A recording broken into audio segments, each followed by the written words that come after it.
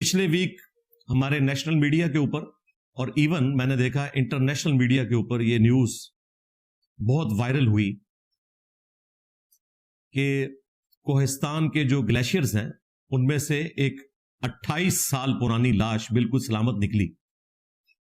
جون 1997 میں یہ بندہ جس کا نام نصیر الدین تھا وہ خاندانی دشمنی سے بچنے کے لیے انہی گلیشیئرز میں سے اپنے گھوڑے کے اوپر اور ساز و سامان کو لے کر ٹریول کر رہا تھا. اس کا بھائی بھی اس کے ساتھ تھا. کثیر الدین اس کے بھائی کا نام ہے. ان کا انٹرویو بھی آپ نے سوشل میڈیا پر مین میڈیا کے اوپر دیکھا ہوگا. تمام ٹی وی چینلز نے اس خبر کو کور کیا. اس کرنٹ افیئر کو میں اس لیے ڈسکس کر رہا ہوں کہ اس سے متعلق جتنے عقائد ہیں وہ انشاءاللہ قرآن و سنت کی روشنی میں اسلامک رولنگز آپ کے سامنے رکھنے کی کوشش کروں گا انشاءاللہ تعالی. تو وہ بھائی بتا رہے کہ ہم دونوں بھائی اپنے ساز و سامان کے ساتھ خچر اور گھوڑے لے کر وہاں سے گزر رہے تھے. پیچھے سے فائرنگ شروع ہو گئی تو اپنی جان کو بچانے کی خاطر ہم نے بھاگنا شروع کیا, یعنی اپنی سواریوں کو بھگایا. اسی دوران وہ کہتے ہیں کہ گلیشیئرز آپ کو پتا ہے کہ پہاڑوں کے اوپر برف جب جم جاتی ہے, بعض جگہ نرم برف ہوتی ہے, بعض جگہ سخت ہوتی ہے, اور اس میں بھی جو پہاڑوں کے درمیان گیپس ہوتے ہیں ان پہ بھی اوپر تو برف آ جاتی ہے لیکن نیچے پوری کھائی ہوتی ہے. اس میں سے کسی ایک کھائی میں اس کا جو بھائی ہے نصیر الدین وہ گھوڑے سمیت گر گیا. چونکہ کیٹاسٹرافک کنڈیشن تھی تو وہ کہتا ہے میں مڑ کے اس کو بچانے کے لیے آ نہیں سکا. اگر وہ آ بھی جاتا تو تب بھی اس کو بچا نہیں سکتا تھا. ایون کوئی اکوپمنٹ بھی ہوتا تب بھی اتنا آسان کام نہیں ہے, اور ان علاقوں میں تو اکوپمنٹ جاتے ہی نہیں ہے. پیدل لوگ کئی دن کا سفر کرتے ہیں آج بھی. یہ ایک کوئی بھائی تھے, عمر خان ان کا نام ہے, وہ وہاں سے گزر رہے تھے چند چرواہوں کے ساتھ. تو اس ایریے کی برف پگھلی اور ان کو یہ گھوڑا اور پلس اس شخص کی لاش وہاں پر نظر آئی. کلائمیٹ چینج کی وجہ سے آپ کو پتا ہے پاکستان کے اب وہ گلیشیئرز بھی پگھل رہے ہیں کہ جو کبھی پگھلے نہیں تھے. آپ کو حیران کن بات بتاؤں, دنیا میں سب سے زیادہ گلیشیئرز پاکستان میں ہیں. 13,000 گلیشیئرز ہیں پاکستان میں. نارتھ پول اور ساؤتھ پول وہ تو ہے ہی برف کا. باقی جہاں پر دنیا آباد ہے نا پلانٹ ارتھ کے اوپر, کسی ملک میں اتنے گلیشیئرز نہیں ہیں جتنے پاکستان میں. اور پاکستان سب سے زیادہ افیکٹ بھی ہو رہا ہے کلائمیٹ چینج کی وجہ سے. بے موسمی بارشیں ہو رہی ہیں اور آپ نے دیکھا سیلاب اور اس طرح کی ساری چیزیں آپ کے سامنے. وہ گلیشیئر کا پگھلنا ان کے لیے تو رحمت ثابت ہوا. اس شخص نے بڑی ہمت دکھائی, حالانکہ اس کا اس بندے سے کوئی لینا دینا نہیں تھا. اس نے اس کے باوجود جب لاش سلامت نکلی, ظاہر ہے وہ فریزنگ ٹیمپریچر کے اوپر تھی, وہ تو ہزاروں سال بھی رہے تو اسی طریقے سے ہی رہنی تھی. اس نے اس کے کپڑوں کی تلاشی لی تو اس میں سے شناختی کارڈ نکلا جس پہ اس کا نام لکھا ہوا تھا. 1964 کی وہ پیدائش, اس کا مطلب ہے 1997 جون میں اس کی عمر آلموسٹ 33 سال تھی. شادی شدہ تھا, اس کے بچے تھے. وہ بندہ اس وقت اس گلیشیئر میں گر کے اپنے گھوڑے سمیت شہید ہو گیا. گھوڑا بھی آلموسٹ سلامت تھا, ظاہر ہے وہ فریزنگ ٹیمپریچر کے اوپر تھا. اب وہ جو عمر خان تھا اس نے ہمت دکھائی, کئی دنوں کا پیدل سفر کر کے وہ اس کے گاؤں میں پہنچا اس ایڈریس کے ذریعے, اور اس کے رشتہ داروں کو خبر کی. اس کے بچے, اب ظاہر ہے وہ بچے بھی جوان ہو چکے ہیں, تو وہ پھر اپنے والد کی لاش کو لینے کے لیے پیدل سفر کر کے وہاں آئے, اور پھر الٹیمیٹلی جنازہ پڑھا کر اسے دفنا دیا گیا. ان کے لیے اس اعتبار سے تو ایک خوشی کی خبر تھی کہ لاش مل گئی اور قبر بھی ہے. ظاہر اللہ تعالیٰ نے ڈھارس کے لیے ساری چیزیں بنائی ہوئی ہیں. باقی اس پورے واقعے سے جو ہم نے مورل لیسن لرن کرنا ہے قرآن و سنت کی روشنی میں, جو اس سے عقیدے جڑے ہوئے ہیں, میں وہ یہاں پر ڈسکس کرنا ضروری سمجھتا ہوں. ایک تو یہ یاد رکھیں کہ یہ جو گلیشیئرز میں اس طریقے سے لوگوں کا مر جانا, اور ایسے لوگوں کا مرنا جو بچارے کوئی ایڈونچر کرنے وہاں نہیں گئے ہوئے تھے, وہ ان کا ایک مستقل راستہ ہے, وہاں پر وہ رہتے ہیں. اس تکلیف سے گزرنا یہ ایک یوزول چیز ہے ان علاقوں کے اندر. البتہ جو کوہ پیما جاتے ہیں پوری تیاری کے ساتھ جانا چاہیے، ادروائز آپ اسلام کے رول کے تحت تو خودکشی کر رہے ہیں ان علاقوں میں جانا۔ ہمارے جو بھائی ہیں منصور علی خان، انہوں نے ایک بڑی اہم چیز ہائی لائٹ کی اپنے ولاگ کے اندر کہ آج بھی اگر ماؤنٹ ایورسٹ جو سب سے بڑی چوٹی ہے دنیا میں، K2 دوسرے نمبر پہ ہے، بعض لوگ کہتے ہیں K2 پہلے نمبر پہ ہے، بہرحال یہ دو ٹاپ کی چوٹیاں ہیں، تو ماؤنٹ ایورسٹ کے اوپر اگر کھڑے ہو کر آپ نیچے دیکھیں تو آپ کو سینکڑوں لاشیں اس طرح کی نظر آئیں گی جو کئی سالوں سے پڑی ہوئی ہیں، یعنی دور سے دوربین کے ذریعے دیکھ کے آپ کو اندازہ ہو جاتا ہے، ان کے کپڑے ظاہر اتنے زیادہ ہوتے ہیں تو وہ لاش کوئی چھوٹی سی نہیں ہوتی، پورا جسم کے اوپر لباس ہوتا ہے، اور وہ لاشیں ریٹریو نہیں کی گئیں کیونکہ ان جگہوں پر پہنچنے کے لیے اتنا زیادہ خرچہ ہوتا ہے کہ وہ پھر لاشیں وہیں پڑی رہتی ہیں، آج بھی سینکڑوں لاشیں پڑی ہوئی ہیں۔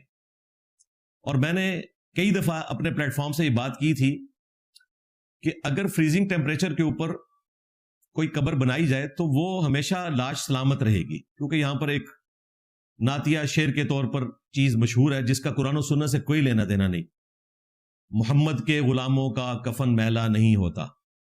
تو میں نے کہا تھا کہ محمد کے غلام، چاہے وہ غلام ہو یا دشمن ہو، اگر وہ سائبیریا میں دفن کر دیے جائیں پہاڑ کے اوپر گلیشیئر کے اندر، تو ہزاروں سال ان کی لاش کو کچھ نہیں ہوگا، فریزنگ ٹیمپریچر کے اوپر ہے نا۔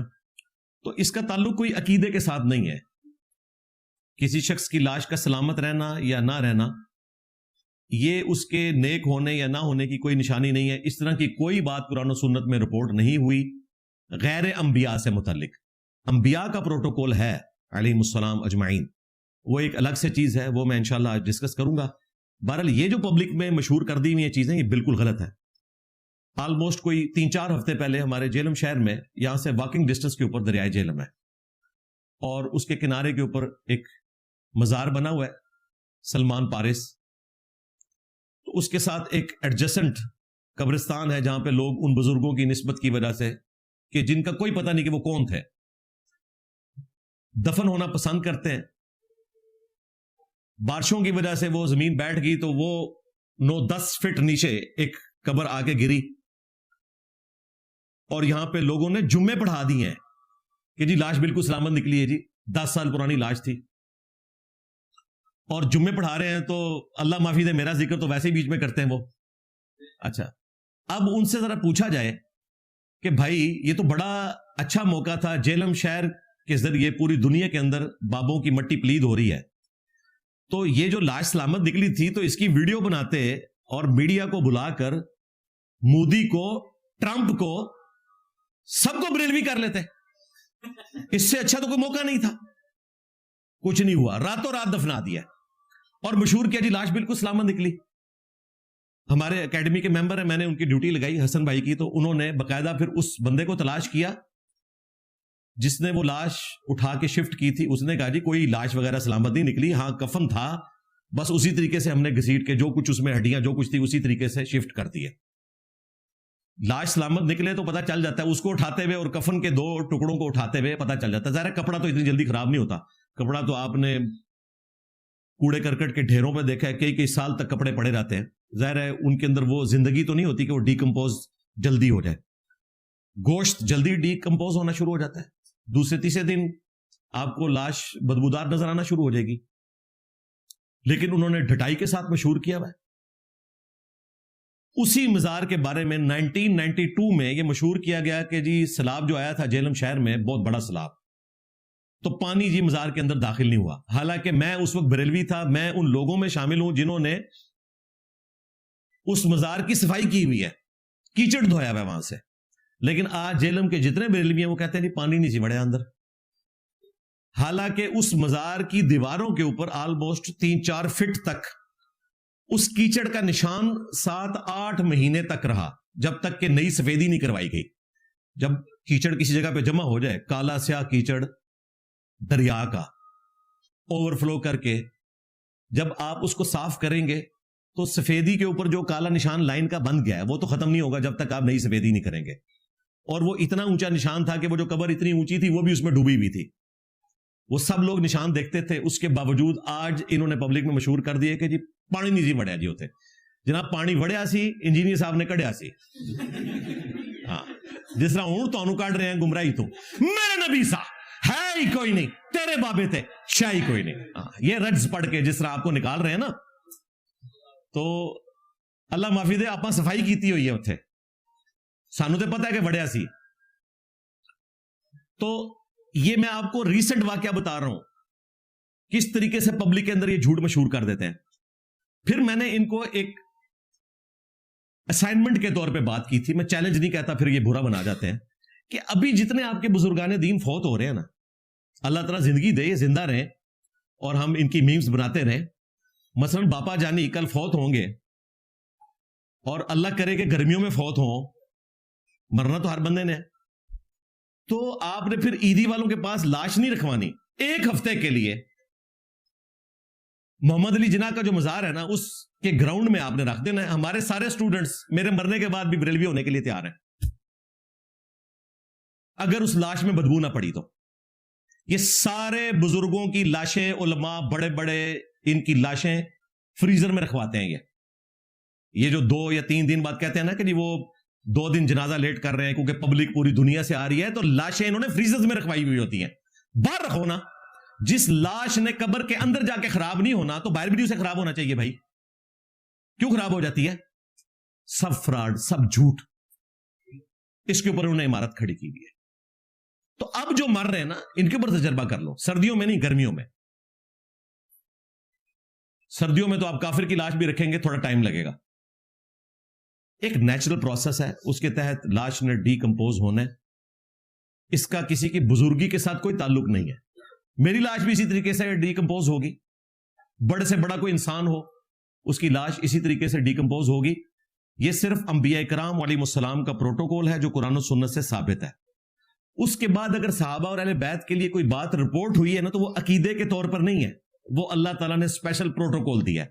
عقیدہ اس وقت ہوگا جب قرآن و سنت میں وحی کی تائید کے ساتھ اللہ کے محبوب صلی اللہ علیہ وآلہ وسلم یہ ارشاد فرما دیں کہ کسی شخص کے نیک ہونے کی نشانی یہ ہے کہ میرا وہ امتی نیک تصور کیا جائے گا مرنے کے بعد جس کی لاش ڈی کمپوز نہیں ہوگی. کوئی ضعیف روایت بھی ہے تو ہمیں دکھا دیں بھائی. جو کچھ ملتا ہے وہ انبیاء کرام علیہ السلام کے بارے میں ملتا ہے. ہاں, اگر کسی نیک بندے کے بارے میں کوئی چیز رپورٹ ہوئی, کسی صحابی کے بارے میں, اہل البیت کے بارے میں, تو وہ اللہ تعالیٰ کی طرف سے اسپیشل پروٹوکول کرامت کے طور پر ہے, عقیدے کے طور پر نہیں ہے. اور نہ اس طرح کا کوئی عقیدہ بنایا جا سکتا ہے کہ 100% لوگوں کے ساتھ ایسے ہی ہوگا.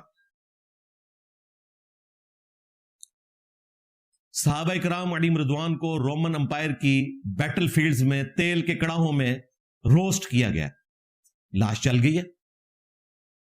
جنگوں کے اندر کافروں نے صحابہ کرام کی لاشوں کا مسئلہ کیا, مسئلہ ہو گیا. سیدنا حسین ابن علی اور ان کے جو ساتھی تھے اہل البیت میں سے اور دوسرے بھی, ان کی لاشوں کے ٹکڑے کیے گئے, ان کے اوپر گھوڑے دوڑائے گئے, بے حرمتی کی گئی, ہو گئی. کوئی غیبی حفاظت نہیں ہوئی ہے. دنیا بقدر ایفرٹ اللہ تعالیٰ نے رکھی ہوئی ہے. اگر کسی کی لاش کی بے حرمتی ہو جائے تو یہ کوئی اس کے بزرگی کے اوپر حرف نہیں آتا. سیدنا ابو عبیدہ ابن جراح رضی اللہ تعالیٰ عنہ علیہ السلام 10 جنتی اصحاب میں سے, جامع ترمذی میں حدیث موجود ہے اور صحیح بخاری میں حدیث ہے. نبی علیہ السلام نے فرمایا کہ ہر امت کا کوئی نہ کوئی امین ہوتا ہے اس کے پیغمبر کے ساتھ, اور میری امت میں میرے ساتھ جو امین ہے وہ ابو عبیدہ ابن جراح ہے. اور آپ نے نجران کے کرسچنز کے ساتھ یہ وعدہ کیا تھا کہ جب دعوت و تبلیغ کی ضرورت پڑی تو میں امین الامت کو تمہارے پاس بھیجوں گا, یعنی ابو عبیدہ ابن جراح کو. یہی وجہ ہے کہ حضرت عمر نے خالد ابن ولید کو معزول کر کے ان کو وہاں پر گورنر لگا دیا تھا کہ وہ ایک پولیٹیکل فگر ہیں. اب جنگوں کی ضرورت نہیں ہے, بلکہ ایک ایسے بندے کی ضرورت ہے جو نبی علیہ السلام کی تعلیمات کی روشنی میں لوگوں کو ٹرین کر سکے. لیکن ان کی موت کیسے ہوئی ہے؟ المستدرک للحاکم میں موجود ہے اور اشارتاً صحیح بخاری میں بھی موجود ہے کہ طاعون کا مرض پھیل گیا تھا شام کی سرزمین میں, اور یہ طاعون کے مرض میں مبتلا ہوئے اور اسی میں شہید ہوئے. ان کا جنازہ سیدنا معاذ ابن جبل رضی اللہ تعالیٰ عنہ نے پڑھایا, اور قبر میں اتارتے ہوئے کافی تعریفی کلمات کہے. یہ کافی لمبی حدیث ہے المستدرک للحاکم میں. طاعون کے مرض میں موت ہوئی ہے, شہادت کی موت ہے, صحیح بخاری میں موجود ہے. 5 طرح کے لوگ شہید ہیں, ان میں ایک طاعون کے مرض میں مرنے والا بھی شہید ہے, وہ اپنی جگہ. لیکن میرا سوال ہے کہ جو طاعون کے مرض میں مرتا ہے, کیا اس کا جسم دیکھنے کے قابل ہوتا ہے؟ پورے جسم کے اوپر اتنے بڑے بڑے پھوڑے نکلتے ہیں, پیپ پڑ جاتی ہے, اور اتنی تکلیف میں انسان اس دنیا سے رخصت ہوتا ہے. ایک لمحے کے لیے تصور کریں, میں اپنے آپ کو رکھ کے دیکھتا ہوں کہ میں اگر نبی الاسلام کے مبارک زمانے میں ہوتا اور مجھے 10 خوش نصیب لوگوں میں شامل کیا جاتا کہ جو جنت میں جانے والے ہیں, تو میں نے تو یہی سوچنا تھا کہ مجھے نبی الاسلام کی مبارک زبان سے جنت کی بشارت ملی ہے, تو اس کا مطلب ہے کہ مجھے تو پھر سجدے کی حالت میں موت آئے گی, روزے کی حالت میں موت آئے گی, یا میں روزہ شریف پہ بیٹھا ہوا درود شریف پڑھ رہا ہوں گا, اس حالت میں مجھے موت آئے گی. میرے تصور میں بھی کبھی نہیں آئے گا کہ میری موت اس حال میں ہوگی کہ میرے پورے جسم کے اوپر اتنے بڑے بڑے پھوڑے نکلیں اور ان میں پیپ پڑے, اور اس تکلیف کے ساتھ میں دنیا سے جاؤں کہ جس کو 10 خوش نصیب لوگوں میں شامل کیا گیا. اس وقت ابو عبیدہ ابن جرح نے کبھی سوچا بھی نہیں ہوگا. دیکھیں, یہ ہے انجینئرنگ, یہ ہے دماغ جو میں چلاتا ہوں آپ کا دماغ کھولنے کے لیے. لہٰذا میرے بھائی, کسی شخص کی موت کس حالت میں ہوئی ہے, کس جگہ پہ ہوئی ہے؟ ایئر کریش میں ہوئی ہے, دریا میں ڈوب کے ہوئی ہے, ٹوائلٹ میں ہو گئی ہے, کسی ٹرک کے نیچے آ کے ہو گئی ہے, کسی شیر کے منہ میں وہ چلا گیا. دنیا سے ایگزٹ ہر بندے کا اللہ نے لکھا ہوا ہے, وہ اللہ کو پتا ہے کہ کس طرح اس نے دنیا سے جانا ہے. اس سے کوئی یہ طے نہیں کر سکتا کہ یہ نیکوکار تھا یا بدکار تھا. اس کا جسم سلامت ہے نہیں سلامت ہے, اس کا اس سے کوئی لینا دینا نہیں ہے. یہ پبلک کے اندر جھوٹ مشہور کیا ہوا ہے. اور میں نے کئی سال پہلے یہ پریڈکشن کی تھی کہ ہمارے پلیٹ فارم کی برکت سے اب انشاءاللہ تعالی جو مسلمان ہوگا وہ واقعتاً قرآن و سنت کے ماننے والا ہوگا, وہ سٹوریوں والا نہیں ہوگا. سٹوریوں والے یا تو ادھر آئیں گے تو یا پھر دین سے بالکل برگشتہ ہو جائیں گے, جس طرح ان لوگوں کی کہانیوں کی وجہ سے لوگ ایگنوسٹک ہو چکے ہیں, ایتھیسٹ ہو چکے ہیں. لوگ کہتے ہیں کیا ڈرامہ بازی لگائی ہوئی ہے, کر کے بتائیں. دیکھیں, آپ کو یہ بتاتے تھے کہ 1965 میں علی بن عثمان حجویری نے داتا دربار سے نکل کر راوی کے پل کے اوپر آ کر ڈائیو لگا کے انڈیا کے بم پکڑے تھے. یہ الگ بات ہے کہ 1965 میں وہاں پر بھی دیویوں نے بم پکڑے ہوئے ہیں, انہوں نے تو عجائب خانے میں رکھے ہوئے ہیں انڈینز نے. 2009 میں اسی داتا دربار پہ آ کر دہشت گردوں نے بم بلاسٹ کیا, 55 لوگ شہید ہو گئے. بابا جی نے کیچ نہیں پکڑا. جو بندہ ڈائیو لگا کے کیچ پکڑتا تھا اس کے ہاتھ میں پکڑایا تو وہ مس ہو گیا. اس کا مطلب ہے وہ جھوٹ تھا. اور اللہ کا شکر ہے 2025 میں تو یہ سارے بابے اتنے برے طریقے سے ذلیل ہوئے ہیں. 80 سے زیادہ شہروں میں انڈیا کے ڈرونز گرے ہیں. کسی ایک بابے نے کوئی ڈرون پکڑا ہے؟ لاہور میں بھی گرے ہیں. کدھر ہے داتا صاحب؟ کراچی میں عبداللہ شاہ غازی, پنڈی میں بری مام, کوئی تو اڈا شہر نہیں جتنے درجنہ کے حساب بابے نہ بیٹھے ہوں. ایک ڈرون پڑا ہے کسی نے؟ اس کا مطلب وہ پہلے بھی جھوٹ بول رہے تھے. تو 2025 مئی کی جنگ نے بابوں کو ایکسپوز کر دیا ہے کہ نہ پہلے بابوں نے کبھی کوئی بم پکڑا تھا نہ اب پکڑا. اس وقت تو زیادہ ضرورت تھی. اس بڑے لیول کے اوپر انڈیا نے کبھی پاکستان کے اوپر حملہ نہیں کیا جو 2025 کی جنگ میں ہوا ہے. تو بڑا اچھا موقع تھا کہ بابے اپنی بزرگی منواتے. ویسے ہی بابوں پر, بابوں کے ماننے والوں کے اوپر اتنا برا وقت آیا ہوا ہے انجینئر صاحب کی شکل میں. میرے نبی صاحب ہے ہی کوئی نہیں, تیرے بابے تھے شاہ ہی کوئی نہیں, کڈو بابے بار پکڑن کچھ بھی نہیں. اور پھر وہ ہمارے جو خادم رضوی صاحب بار بار جناب انہوں نے امت کا لہو گرمانا ہے. او امام مالک فرماندے نے امت مر جائے, نبی دیاں گستاخیاں ہو رہی ہیں اور امت کچھ نہیں کر رہی. امام مالک فرماندے تھے پھر امت زندہ کیوں ہے, پھر مر جائے ساری, پھر مر جائے ساری. پوری عالم اسلام اس وقت یا تو مر جائے, یا تو مر جائے سارا عالم اسلام, یا پھر حضور کی عزت پر پیرا دے. بس دو باتوں میں سے ایک بات ہے بس, یا سارا اکٹھا ہو کے مر جائے تو یا پھر فرانس کو جواب دے. امام مالک کہتے ہیں کہ جی امت مر جائے اگر وہ رسول اللہ کی گستاخیاں نہیں روک سکتی. تو میں نے اس میں کیا کہا تھا, رکو ذرا, सबर करो, आजा बाबा जी आजा, तेरे बाबे क्यों ना मर जान। गौस कुतुब अब्दाल जिनकी ड्यूटियां शहरों के ऊपर, क्या उन्होंने रसूलुल्लाह का कलमा नहीं पढ़ा हुआ? क्या वो रसूलुल्लाह सल्लल्लाहु अलैहि वसल्लम की शफाअत के ख्वाहिशमंद नहीं है क़यामत के दिन? उन्होंने क्यों नहीं यूट्यूब से वीडियोस डिलीट करवा दी? चाहे तो इशारों से अपने काया ही पलट दे दुनिया की। किथे गए तुहाडे शेर? मनु गौस दसो जेड़ा उत्थे बैठे जिथे हजारां एकड़ दे उत्ते यूट्यूब ने अपनी हार्ड डिस्क रखी हुई है, उधर जिस गौस कुतुब अब्दाल की ड्यूटी है ना, वो बंदा मनु चाहिए।